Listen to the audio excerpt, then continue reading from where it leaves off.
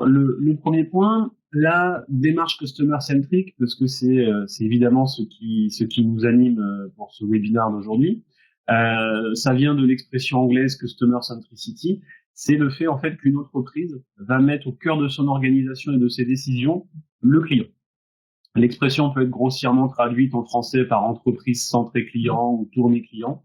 En tous les cas, l'idée c'est de se doter d'une vraie culture client et de faire qu'au sein de toutes les strates de l'entreprise, cela soit décliné. On parle souvent de l'exemple de Jeff Bezos qui met un faux client dans toutes ses réunions. Ben, on est un petit peu sur ce genre de démarche-là, évidemment.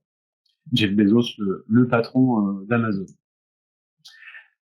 Deuxième définition, qu'est-ce que le customer experience? Ben là, ça désigne en fait l'ensemble des émotions et des sentiments qui vont être ressentis par un client avant, pendant et après l'utilisation de votre produit ou service. C'est vraiment l'ensemble des résultats de toutes les interactions que vous allez pouvoir avoir avec le client. C'est en partant de ce constat-là, en fait, que l'on va définir le ou les parcours clients dans notre entreprise et que l'on va pouvoir s'apercevoir après les points irritants, les enchantements, ce qu'il faut traiter, etc. Donc là, l'idée, évidemment, c'est on a besoin de les voir, de les mesurer, de les comprendre et de les manager par la suite. Et c'est ces éléments-là que on va décliner ensemble. J'ai mis ici 2 parcours clients. Pour représenter en fait un parcours client, on est parti d'une expérience où on doit aller d'un point A à un point B lorsque l'on n'a pas son véhicule personnel. Du coup, on n'a pas 1000 solutions, on a le taxi, les VTC, le métro, etc. Donc j'ai choisi de comparer deux façons de faire et de les typer avec 3 grandes zones que j'ai schématisées ici. Donc la zone d'expérience positive en haut, la zone d'expérience neutre, la zone d'expérience négative. On a aussi choisi de typer ça par rapport à des étapes du parcours, donc avant, pendant et après. Alors je vois que ça pixelise peut-être un petit peu sur votre écran, donc je vais vous lire ce qu'il y a là. Donc là ici c'est le avant, c'est j'ai besoin d'un taxi. Je commande mon taxi, j'attends, la prise en charge, l'arrivée à destination, le paiement, la réception de facture, l'évaluation de l'expérience. Par rapport à ça, j'ai donc typé 2 parcours clients, comme je vous disais. Le premier qui est représenté par cette première courbe que vous venez de voir apparaître, et le second par cette deuxième courbe qui vient d'apparaître ici. Donc tout démarre, au début, j'ai besoin d'aller d'un point A à un point B, donc je vais appeler un taxi. Dans ma première expérience client, en fait, j'ai déjà normalement une app installée sur mon téléphone portable, et donc je fais un clic sur cette app. En un deuxième clic, j'ai déjà commandé mon taxi, et pour la partie attente, on me dit mon temps d'attente. C'est-à-dire que à ce moment-là, où oui, je suis dans une situation d'attente, je vais savoir si je dois attendre 1 minute, 2 minutes, 5 minutes, 10 minutes. Moi, dès qu'on me donne cette information en tant que personne qui se déplace et souvent dans le monde professionnel, je sais qu'en 1 minute, j'ai le temps de rien faire, donc je vais juste regarder une news sur mon smartphone rapidement, lire un bout d'article sur lemonde.fr ou autre, et ça va être très rapide. Par contre, si on me dit j'ai 10 minutes d'attente, je vais peut-être pouvoir appeler un client, je vais peut-être pouvoir rappeler quelqu'un qui a essayé de me contacter la veille, etc. Parce que je vais avoir un temps d'échange possible. Donc en tout cas, le fait de savoir mon temps d'attente est très important à ce moment-là. On va me délivrer une prestation et donc il y a en effet une personne qui va venir me chercher et donc qui va avoir un accueil qui aura été travaillé. Sur la partie prise en charge, cette personne-là va en effet me dire bonjour, va être habillée avec un joli costume, va me proposer une bouteille d'eau, des bonbons, etc. En tout cas, il y a eu un travail fort sur l'accueil qui a été donné. Après, tout simplement, je me déplace de mon point A à un point B. Là, généralement, j'arrive à l'endroit voulu. Donc, je suis dans ma zone d'expérience plutôt neutre, puisque finalement, c'était ce à quoi je m'attendais. Aller de mon point A à mon point B. Donc là, je reviens dans une zone neutre. Puis ensuite, j'ai un paiement. Sur une appli, ça se fait de façon automatisée. Donc, on ne demande rien en plus. Et ensuite, automatiquement aussi, après la prestation, je vais avoir un email qui va me permettre d'avoir la facture ou mon ticket et je vais pouvoir évaluer mon expérience, donc parce que c'est une entreprise qui mesure. Deuxième cas, et puis vous ferez vite le parallèle avec les entreprises dont je vous parle évidemment, pareil, je démarre dans la zone neutre. Et puis, je dois commander mon taxi. Là, il faut que je recherche le numéro parce que selon les villes, c'est pas toujours le même. Quand je viens pas de cette ville-là, ça peut être plus ou moins compliqué. Et j'ai déjà une recherche à faire sur mon téléphone, à appeler. Je fais l'attente au téléphone. Et puis, on va me prendre en charge, en effet. Je vais pouvoir commander mon taxi. Donc, soit je vais pouvoir le commander, ou soit, si je suis déjà dans une gare ou un aéroport, je vais m'insérer dans une file d'attente physique qui est directement là. Ce temps d'attente, ici, à ce moment-là, j'ai pas d'information. Je l'ai commandé au téléphone ou que j'attende. Je sais pas si ça va durer 5 minutes, 10 minutes, 30 minutes, 1 heure. J'ai pas d'information. Donc, du coup, je suis un peu comme la SNCF avant, quand ils vous annonçaient pas, en fait, que leur temps de retard, vous étiez dans l'expectative. Et ça, du coup, ça crée ça génère des frustrations et des irritants qui sont importants. Quand je monte, du coup, dans mon taxi, pour le coup, je vois que j'ai un accueil qui est non travaillé et donc aléatoire. C'est-à-dire que les personnes qui gèrent les taxis n'ont pas, je pense, de formation pour la partie accueil. Il y en a qui le font naturellement très très bien. Et puis il y en a d'autres où ça laisse énormément à désirer, évidemment, et où on a des accueils qui sont des fois très très très désagréables, mais aussi des fois très agréables. Donc là, il y a les deux là-dessus. Après, je vais arriver à destination. Donc là, c'est pareil, je reviens dans ma partie neutre. Et puis après, je dois payer. Là, c'est plus aléatoire. Donc très souvent, maintenant quand même, je peux mettre ma carte bleue, mais à qui ce n'est pas arrivé d'avoir un système de carte bleue qui, comme par hasard, ne marche pas à ce moment-là, et de se retrouver à devoir retirer du liquide avec le chauffeur de taxi juste derrière nous pour qu'on lui donne du liquide directement.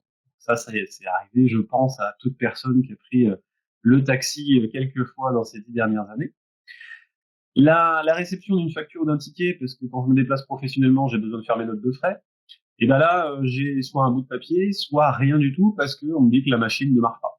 Et ça arrive aussi très régulièrement, même toujours en 2019.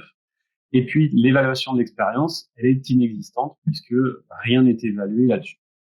Ces deux parcours clients, vous l'aurez retrouvé facilement. Je défends pas Uber plus que ça, parce qu'il y a d'autres soucis dans cette société-là. Mais néanmoins, en tant que point de vue du client, il y en a un qui est tout le temps quasiment dans une zone d'expérience positive. Et pour les taxis parisiens, ou les taxis lyonnais, ou les taxis marseillais ou autres, on est quasiment tout le temps dans une zone d'expérience négative sur l'ensemble du parcours client, avant, pendant et après. Donc ça, c'est hyper important. C'est vraiment de deux mondes qui ici ne se parlent peu. Mais le constat ici, c'est que les taxis, comme ils n'évaluent rien, ils ne prennent pas conscience des choses. Et donc, du coup, on reste dans une expérience négative. C'est-à-dire que les expériences que j'avais dans des taxis il y a 10 ans, il y a 20 ans, grosso modo, sont à peu près les mêmes aujourd'hui parce qu'il n'y a pas de remise en question du modèle vu qu'il rien n'est mesuré, rien n'est qualifié, et donc on reste en statu quo. Donc voilà pour vous typer un petit peu un exemple qui va nous servir derrière de point de repère pour la suite de ce dont je vais vous parler. La suite, c'est cette citation en fait de Peter Drucker, qui est un grand ponte un grand théoricien dans le monde du management. Si vous ne mesurez rien, vous pouvez rien manager, tout simplement. C'est aussi simple que ça, et ça évidemment ça s'applique dans tous les domaines, mais particulièrement dans le monde du customer experience. On va définir très rapidement ce qu'est un KPI de pilotage, parce qu'on en aura besoin par la suite. Donc un KPI de pilotage, c'est tout simplement un indicateur qui va permettre de mesurer la performance et d'orienter les actions dans le sens de l'accomplissement de la stratégie d'entreprise qui doit être tournée vers le client. On va voir très rapidement que nous avons 3 grands types d'indicateurs généralement qui se mettent en place. Il y a tout d'abord les indicateurs de ce qu'on appelle les indicateurs d'équilibration. Là, c'est un type d'indicateur qui est très lié à la performance et aux objectifs. C'est ce qu'on appelle des jauges, des tachymètres, par exemple. On voit qu'on a un objectif à atteindre et donc on a des indicateurs de ce type-là. On aura des indicateurs d'anticipation. Donc là, c'est plutôt dans des tableaux de bord, des éléments qui permettent d'avoir des éléments prospectifs. Et puis on a des indicateurs de type alerte, c'est-à-dire warning à gérer directement et très rapidement. On va maintenant parler évidemment de l'automatisation de tout ce processus-là. Pourquoi et quand on doit en fait automatiser les choses? On doit les automatiser en amont. C'est-à-dire que dans un programme de Customer Experience, il faut que ce programme se plug et s'interface avec ce que vous avez déjà, qui gère déjà vos clients aujourd'hui. Typiquement, une CRM, un ERP, on va directement se synchroniser avec ça en amont pour avoir les informations du fait qu'il y a une personne qui vient de sortir de votre hôtel et qu'on doit lui envoyer un questionnaire, une personne qui vient de sortir du taxi et qu'on doit lui envoyer un questionnaire, etc. Et puis en aval, on va réutiliser du coup toutes les données collectées pour pouvoir faire des tableaux de bord de pilotage, pour réalimenter le CRM et le ERP, pour manager les équipes, pour manager les irritants, etc. Donc ça, c'est ce que l'on va voir par la suite. Quels sont les enjeux d'un programme de Customer Experience? Le premier, c'est de sortir des enquêtes à froid. En fait, l'enquête à froid, faire une enquête une fois dans l'année, c'est très très bien. C'est utile. Ça permet de faire une photo à un instant T de votre satisfaction. Ça permet de voir les grands écarts d'une année sur une autre par rapport à tous les travaux qui ont été mis en place. Mais ça ne permet pas, par exemple, de gérer les irritants, gérer les émotions, gérer l'irréputation, etc. Donc ça, c'est vraiment une des grandes différences. Ça va vous faire gagner du temps, évidemment, parce que quand tout est automatisé, ce sont des robots, des machines qui travaillent. Et donc, vous, en tant que personne, ça va vous gagner du temps dans votre entreprise. Si vous gagnez du temps, vous allez gagner de l'argent, évidemment, là-dessus, et donc du ROI. Vous allez gagner en réactivité. Je redonne souvent un exemple qui est très parlant. Vous êtes dans l'hospitality, dans un camping. Si vous faites une enquête une fois l'année et qu'au mois de novembre, vous apprenez que vos sanitaires, ils étaient sales, et qu'ils ont été sales du coup toute la saison de mars à septembre, c'est trop tard. Vous n'avez pas été réactif et vous avez créé de l'insatisfaction majeure. Si vous avez un programme d'expérience client, vous allez savoir directement que dans tel camping, dans tel sanitaire, etc., vous avez un problème de propreté et donc vous allez le traiter directement. Vous allez gagner du coup en connaissance client, vous allez améliorer les informations que vous connaissez sur vos clients en les synchronisant et en les centralisant. Vous allez améliorer du coup votre relation client. Un conseiller clientèle qui a un client au téléphone et qui a les informations de la dernière enquête à laquelle la personne a répondu et qu'il sait qu'elle a mis une très mauvaise note la dernière fois, ne va pas traiter l'appel de la même façon que si le client avait mis la dernière fois une très très bonne note. On sait que ça va être un appel beaucoup plus dur, difficile, etc. et qu'il va falloir remettre le client d'aplomb, d'accord avec les principes, etc. Dernier point, c'est de soigner ses collaborateurs, parce qu'il faut jamais oublier que toute cette satisfaction, tout ce customer care, c'est les collaborateurs qui doivent le porter, et donc il faut se doter d'outils qui permettent aussi de bien soigner les collaborateurs. L'enquête à chaud, pourquoi? C'est pour les raisons que je vous ai évoquées. Ça va vous permettre, par exemple, pour du Net Promoter Score, d'avoir ces informations au fil de l'eau et de voir leurs évolutions en temps réel. Évidemment, ça a un gain hyper important. On va revenir un petit peu sur ce point par la suite. Comment on construit en fait un programme de Customer Experience? Il doit tout d'abord être orienté sur la stratégie et les objectifs de l'entreprise, donc de la direction, et porté par tout le monde. Il doit être facilement constructible. Donc, faut pas que ce soit un programme qui mette 8 mois à construire. Sinon, c'est mort dans l'œuf directement. Faut qu'il soit mis à jour en temps réel. C'est une évidence, mais il est bon de le retenir. Faut qu'il ait un coût acceptable pour la direction, pour votre service marketing, votre service expérience client.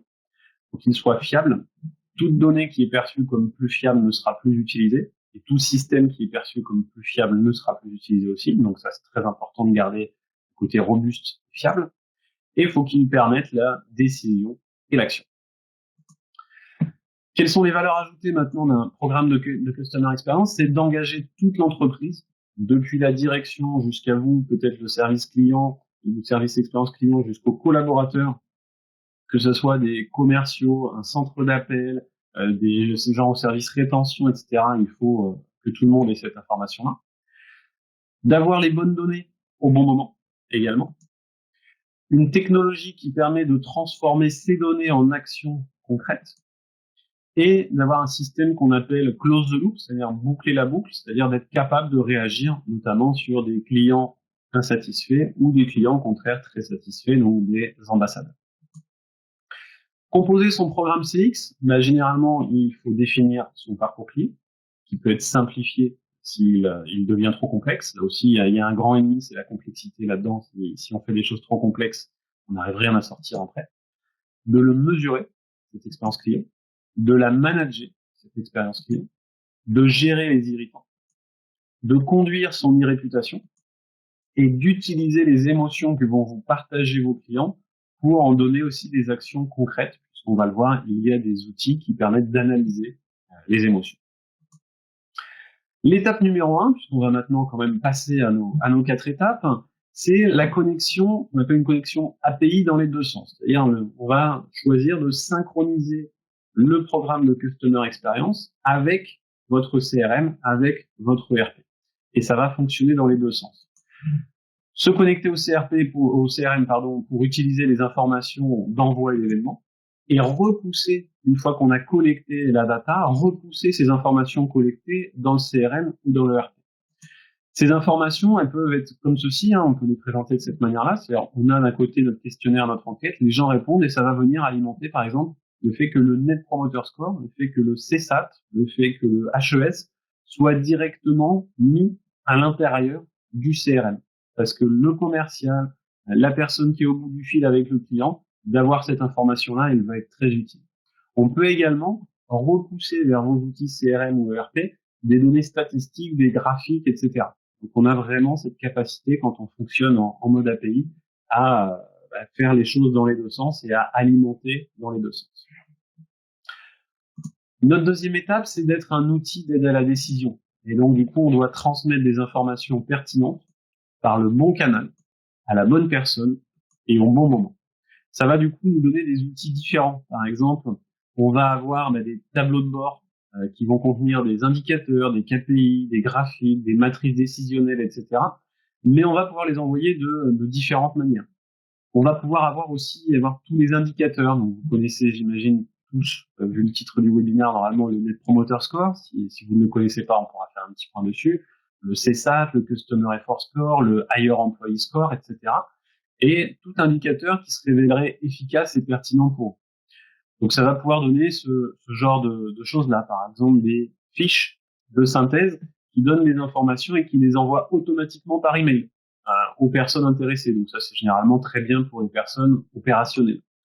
On aura évidemment des tableaux de bord avec des graphiques, on aura le Net Promoter Score, des tableaux, etc. On aura des indicateurs mensuels, hebdomadaires, quotidiens, des indicateurs d'objectifs, des indicateurs tendanciels. On aura donc des indicateurs d'objectifs aussi. Et puis on peut avoir des matrices de type décisionnel qui vont nous permettre de typer les éléments où on doit agir vite, où on doit capitaliser sur quelque chose, où on doit surveiller, où on doit maintenir selon les réponses que les personnes nous ont données par rapport à nos critères qui sont contenus à l'intérieur de l'enquête. Par exemple ici, on voit que le prix des produits, les gammes de produits, la qualité de conditionnement des colis, les délais de livraison sont des choses sur lesquelles il faut agir vite.